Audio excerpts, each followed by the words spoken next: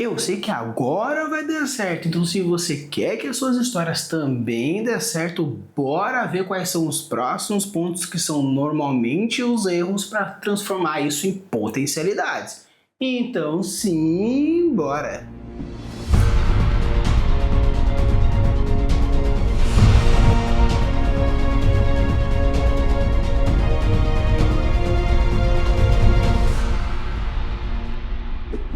Alô, tudo bem? Aqui é Flacão, estamos com mais um episódio para vocês e hoje estamos com a continuação do nosso episódio anterior que apareceu na quarta-feira, onde eu trago mais alguns erros muito comuns que aparecem dentro dos universos worldbuildísticos de uma forma geral. Se você por acaso já viu o vídeo que eu deixei linkado no vídeo anterior, você já tem aqui alguns spoilers do que eu vou dizer, mas obviamente vou trazer alguns pontos a mais interessantes para completar mais aquele vídeo. Se por acaso você quiser ver uma opinião bem parecida com a minha, eu também vou deixar esse mesmo vídeo aqui no link na descrição para você acompanhar a versão da pessoa que me inspirou a fazer esse roteiro. Então, o primeiro ponto interessante do vídeo de hoje, que na verdade seria meio que o quinto ponto dessa lista, seria uma lógica meio bosta.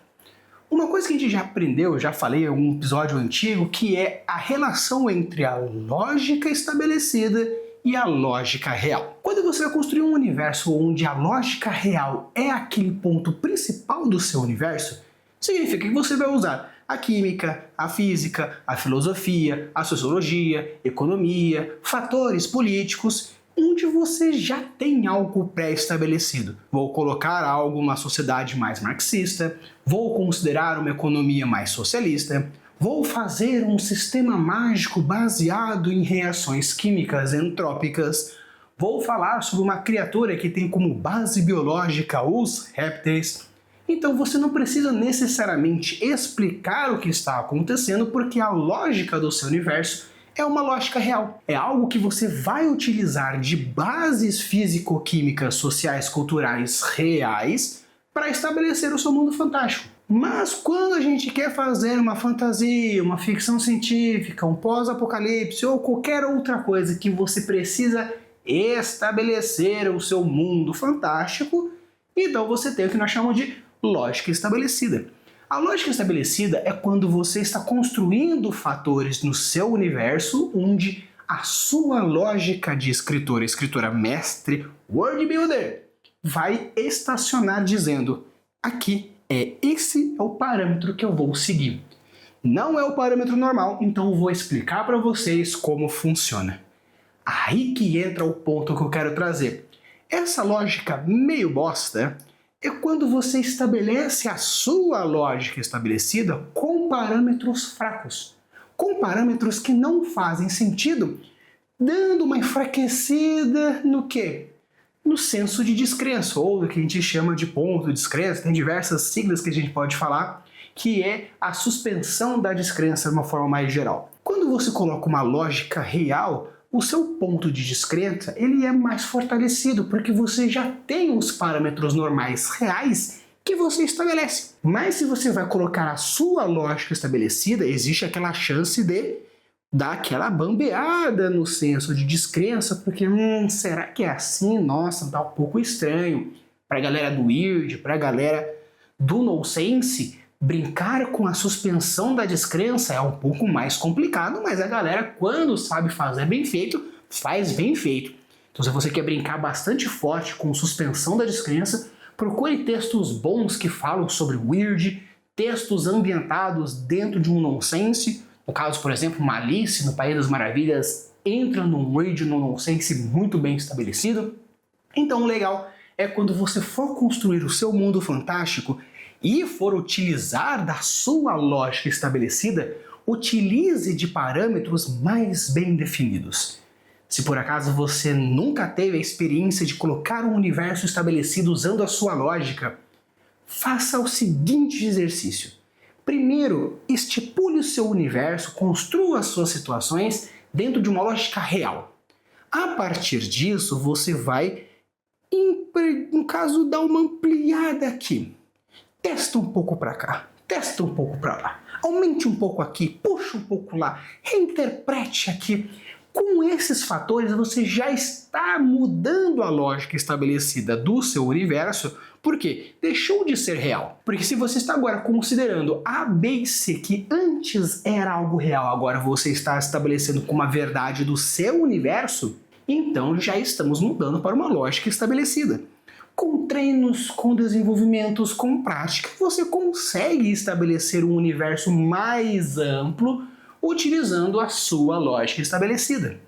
Caso você já tenha testado e já funcionou criar as suas notificações fantásticas estabelecendo as suas lógicas, passa para o segundo ponto. A segunda etapa para o desenvolvimento de uma lógica estabelecida é você ter tão fortemente o gênius loci da proposta de gênero literário e até mesmo o gênero narrativo que você quer fazer e estabelecer as regras em cima desse ponto que você quer. Quando você vai construir um fantástico com regra estabelecida, você precisa ter muito fortemente o gênius loci de essência daquilo que você for fazer, porque aí você vai ter como as principais bases de ancoragem da sua lógica estabelecida em cima das âncoras estabelecidas anteriormente pelo gênius loci. Um próximo erro muito comum você percebe muito fortemente, principalmente em mestres iniciantes. Mas Rafa, estamos falando de world building. Sim, escritor também tem muito disso, porém é mais visualmente perceptível em mestres iniciantes, que é o mundo estático. O que seria então esse mundo estático? Você percebe que tudo que está fora do campo de visão da sua descrição ou da linha narrativa principal não existe. Quando a gente fala sobre o mal da sala branca, você percebe que é esse mundo estático em um nível tão gigante que, tirando o foco da câmera, todo o resto o mundo é branco, todo o resto o mundo é vazio. Não tem vento, não tem som, não tem nada a não ser o ponto pivotal daquilo que você está fazendo. Muito fortemente, quando você começa então a entender o mal da sala branca e com isso já estabelecer alguns pontos que você vai fazer, ainda pode estar num nível que não deixa o seu mundo visível ao ponto de não sair do estático. Outro ponto interessante que é legal perceber é quando as consequências das ações dos jogadores ou dos personagens não influenciam em nada o seu universo. Se o mundo é estático, não importa o que aconteça, o quadro vai acontecer. Seria aquele jogo tão linear, aquela campanha tão linear, que não importa as suas ações, o boss vai estar lá, os vilões vão estar lá, o personagem vai morrer. Não existe nada que apareça, seja descrito ou desenvolvido, que gere uma consequência real daquilo que você quer fazer. Então, quando a gente fala sobre um mundo estático, a gente percebe que, primeiramente, na cena, o universo não responde àquilo que está acontecendo. Dependendo do nível muito forte, a gente encontra-se no mal da sala branca, porém, em níveis menores, existe um mundo em volta. Você, quando está vendo a cena acontecendo naquele beijo, naquele abraço, naquela despedida, existe uma cena em volta. Você percebe que tem uma descrição de céu, de nuvem, de árvore. Perfeito. Branco não está. Existe agora alguma cor, alguma imagem, algum formato. Porém, o problema agora é o que tem atrás. Um quadro. E não um filme.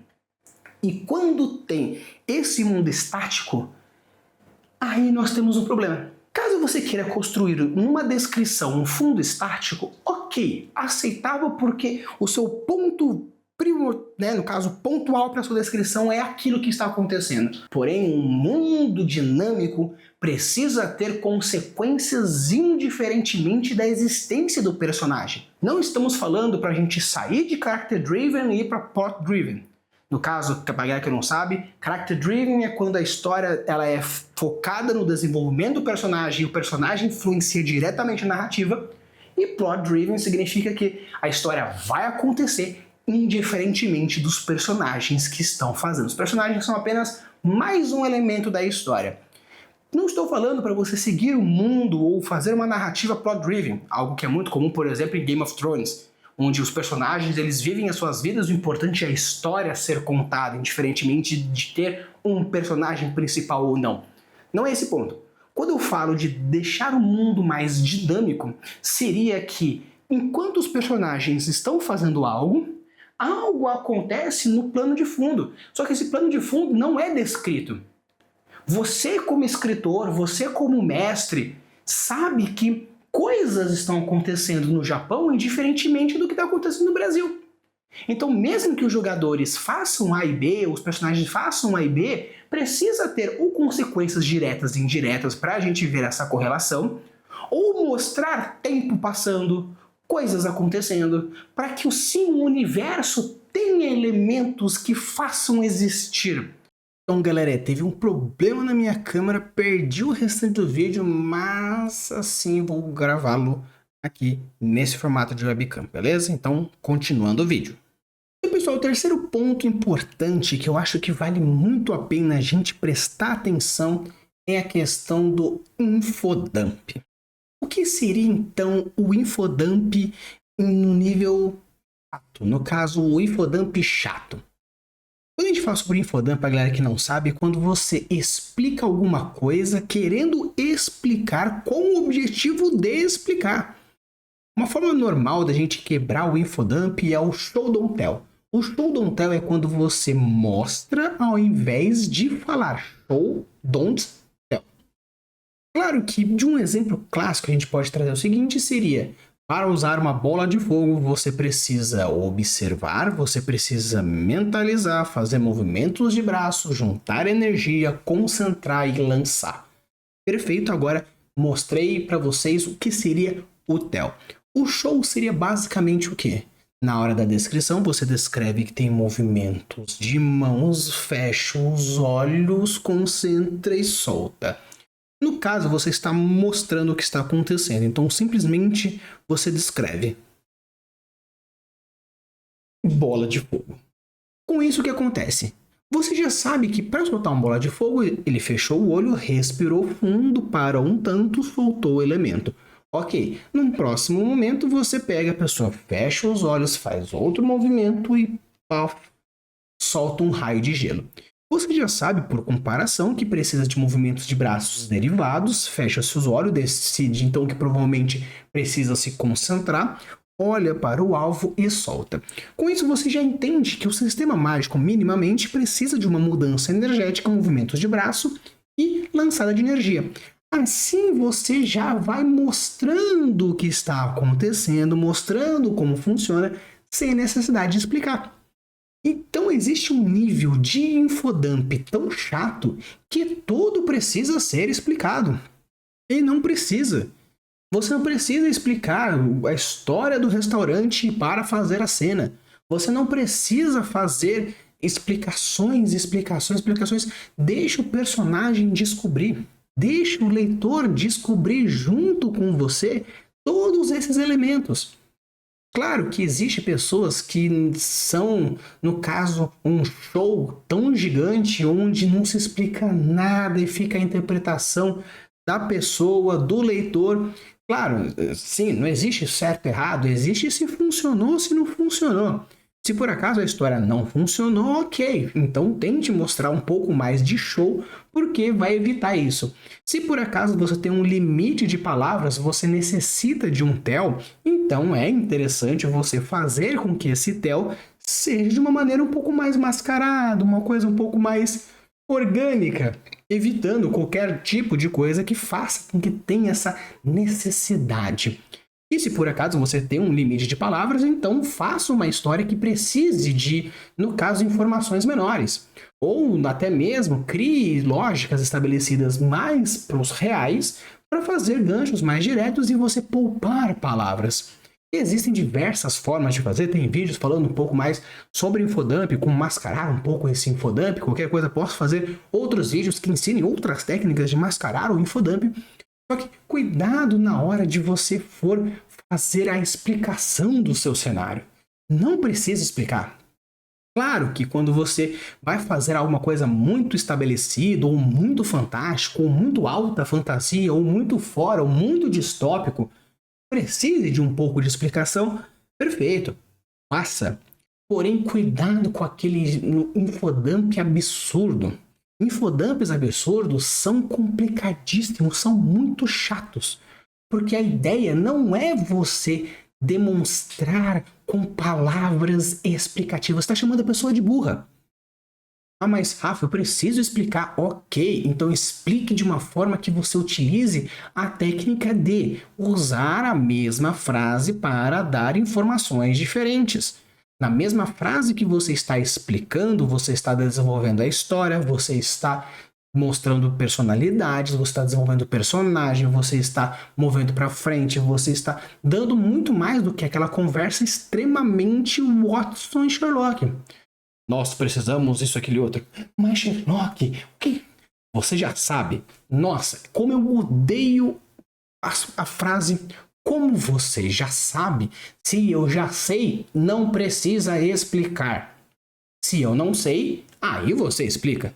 Então, gente, pelo amor do Santo Cristo, não use a maldita frase. Como você já sabe, blá blá blá blá blá blá blá. Nossa, isso me dá uma gastúria.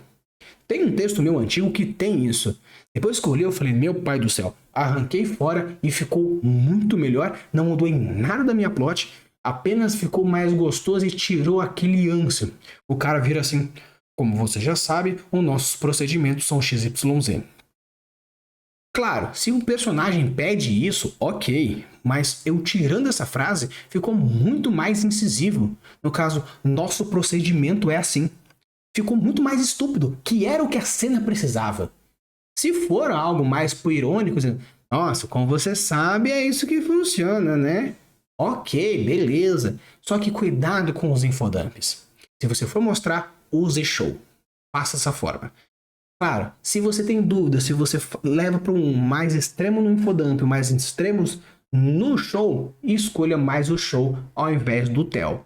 Se por acaso houver necessidade, mostre o tell, porém evite o máximo possível. O próximo ponto que eu acho que vale muito a pena a gente discutir aqui, porque alguns vão até pensar, nossa Rafa, se você vai discutir esse ponto, você tá pegando diversos vídeos seus e jogando na lata do lixo. Não. Calma. Uma coisa é a gente estabelecer, no caso, o genius loci, outra coisa é você fazer o genius loci ser a verdade do universo. Claro, colocar o genius loci como principal elemento é importante, sendo que eu já trago para vocês várias vezes. Mas o genius loci não é a verdade do universo. O que seria então essa verdade do universo? O universo seu, a cultura, a política, a sociedade, qualquer coisa, não é unilateral, não é reto. Mesmo que você consiga construir, mesmo que você faça uma construção de uma cidade onde ela é pautada em um nível de militarismo, o genius loci é a palavra militarismo, você vai fazer coisas que puxam a resistência, que puxam a existência, que puxa a essência, que puxa, referencie. Então, se eu tenho aqui a minha criação, ela é o genius loci militarista, ela interfere na política, ela interfere na sociedade, ela interfere na cultura, ela interfere na criação, ela interfere nos heróis, ela interfere, ela manipula, ela gira, ela traz a essência. A droga da palavra é essência. Então, se estamos falando de essência, estamos falando de princípio narrativo que cria relações diretas e indiretas. Porque o interessante é, numa sociedade, mesmo sendo militarizada, mesmo que a pessoa viva em cima disso, mesmo que ela faça continência para todas as pessoas superiores a ela, existe alguém que não concorda. Existe alguém que é mais para frente ou mais para trás, que é mais direita, que é mais esquerda, que é mais em cima, mais embaixo. E isso é o contraste que é interessante. O genius loci, ele é um princípio que tem como o parâmetro melhor ser realmente o princípio. Ser exatamente a essência. Porque quando falamos disso, esse é o ponto. Eu não quero que vocês utilizem do genius loci como nossa, não. No momento que eu preciso construir alguma coisa, eu não sei por onde ir, eu pego a minha essência porque eu sei que vai referenciar. que vai puxar para cá, que vai ter aquela ideia, que vai construir aqui, que vai construir ali. Porque essa é a ideia. Lá no vídeo anterior, a gente falou que para criar mundos conectados, criar elementos conectados. Então a gente vai pegar o Genius Lost e vai conectar com a política, conectar com a essência, conectar com isso, conectar com aquele outro. O Oda trabalha muito forte nisso em One Piece porque ele tem a essência trazida aqui para o seu sistema mágico, para a sua cultura, para as sociedades, para os seus arcos narrativos, onde uma coisa vai conectar a outra e essas possibilidades de conexões é interessante, é o principal ponto de desenvolvimento que vai trazer os principais legados em cima daquilo que é interessante se trazer. Por isso que cuidado em colocar tudo no pedestal, ou cuidado em querer utilizar toda a técnica com um princípio de verdade. Porque é muito normal quem está começando entender que é importante, porém a pessoa vai vendo que com o estudo vai entender essas relações e essas ideias que vão trazendo mais para cá, mais para lá, mais para cá, mais para lá, gira essas essências muito mais fortes. E esse é o principal ponto. Cuidado com as ideias de Genius Lost. Ela é o seu parâmetro de start e vai te ajudar a margear para não fugir das ideias principais, porém criar contrastes é forte. Personagens, porque mesmo que seja uma sociedade construída, mesmo que seja uma lógica estabelecida, para criar vínculos de semelhança, vínculos de similaridade, precisa trazer um pouco de realismo. E esse realismo mostra que pessoas, mesmo que vivem nas mesmas sociedades, mesmas famílias, mesmas ideias, mesmos parâmetros, possuem pontos de vista diferentes, porque esses pontos de vista giram em propostas diferentes. E o próximo ponto, nosso último aqui, vai dar o que falar, por isso vai ter um vídeo especial falando só sobre esse ponto. Que basicamente seria o quê? Você precisa construir tudo do seu universo antes de construir a sua história? Ou você precisa construir tudo antes de começar? Então, de uma forma geral, quando a gente fala sobre construção de universos, existem pessoas que querem fazer coisas tão megalomaníacas que precisam construir tudo antes de começar. Eu sinto que, de uma forma geral, tem muito mais uma ideia de ser uma insegurança do que realmente um preciosismo. Ah, mas que Rafa, eu sou detalhista. Ah, mas que Rafa, eu sou... Não, você é inseguro. Você não garante que o seu universo que foi construído por você existe robustez e coerência suficiente para começar uma história e não precisar de suporte. Mesmo o world builder mais importante, mais inteligente, mais tudo, Brandon Sanderson, o pai do world building, o pai do sistema mágico, o pai da literatura fantástica moderna, ele não constrói o mundo inteiro antes de começar a sua história. Ele constrói o que é realmente necessário, criando possibilidades de gancho, fazendo relações históricas, criando paralelismos entre os seus elementos, de acordo com a necessidade. Se você vai construir uma cidade e a história se passa nessa cidade, você não precisa que ela seja criada todas as outras em volta, porque eu preciso citar. Uma coisa é iceberg cultural. No caso, o que a gente chama de iceberg oco, que é fingir que construiu muito e na verdade não construiu. O iceberg oco só vai funcionar se você tiver parâmetros narrativos e de world building fortes o suficiente para criar conexões e você tiver experiência suficiente para, caso apareça esse gancho, poder puxar sem criar nenhum tipo de deus ex machina. Ah, mas é que se eu demonstro que eu tenho muita cultura, no momento que eu jogo uma sociedade, vão falar, já ele construiu muita cultura, tem bastante sociedade. Não funciona assim. Funciona o fato de você construir elementos que mostram robusteza e criem ganchos narrativos suficientemente fortes, fortalecendo a suspensão da descrença para fazer com que os seus parâmetros fiquem maiores e a suspensão da descrença fique mais fortalecida. Utiliza-se de uma técnica, tem alguns autores que gostam dessa técnica, que é a técnica da Kate Messner, de demonstrar o crescimento de cenário de acordo com a necessidade de personagem. O personagem vai evoluindo na história e você vai construindo de acordo com essa necessidade. Se você é um arquiteto, no caso, gosta de se programar antes, essa técnica não funciona tão bem com você. Mas se você é um escritor, uma escritora, um mestre mais jardineiro, um pouco mais na parte do improviso, construir um mundo de acordo com a necessidade é legal. Porém, você vai precisar fazer revisões retroativas para saber se não tem uns buracos aí. Então, ter esse parâmetro, ter esse elemento de se vai ou não vai construir é interessante. Mas você não precisa fazer, como eu disse no outro vídeo, de construir todos os pontinhos antes de começar. Não, construa de uma forma que crie uma robusteza mais interessante, porque essa robusteza vai gerar padrões de sustentabilidade narrativa para que você consiga construir elementos fortes o suficiente. Então, Rafa, você está dizendo para mim que não crie. Não. O que eu estou dizendo é criar um world building robusto dentro das suas necessidades narrativas, porque a partir desse ambiente robusto, você cria conexões dentro do paralelismo, fazendo as necessidades acontecerem.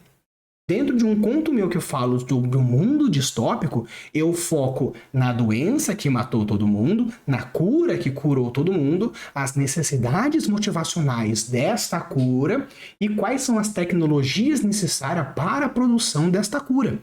Porque a minha história gira em torno da pessoa que descobre a verdadeira história por detrás dessa cura milagrosa. Então não preciso construir uma política se isso não vai ser necessário. Claro que na minha cabeça eu já coloquei, essa cidade é um presidencialismo, porque se por acaso eu achar que precisa trazer uma referência, por exemplo, a citação do presidente enquanto ele vai falando num outdoor ou numa videochamada, alguma coisa, ok. Mas eu não preciso imaginar como ele foi eleito, porque ele foi eleito, a não ser que isso seja uma necessidade narrativa que eu vou fazer. Então, cuidado na hora. Não precisa ter aquele sentimento de eu preciso construir tudo antes de começar. Não. Crie uma robusteza para que você também te dê o luxo de ir construindo de acordo com os pontos que forem sendo inspiradores e dentro da necessidade narrativa.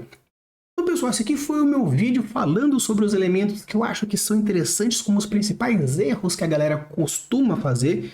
Vira e mexe, dependendo da necessidade da pressa, eu costumo também fazer algum desses erros, porém, devido ao conhecimento, na hora das revisões, eu vou limpando e vou completando dentro das necessidades.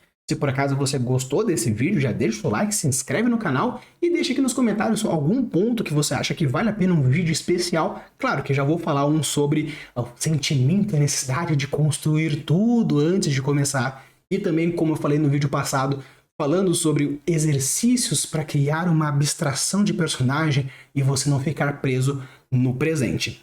Use a boa das suas construções e deixe os mundos cada vez mais incríveis. Valeu!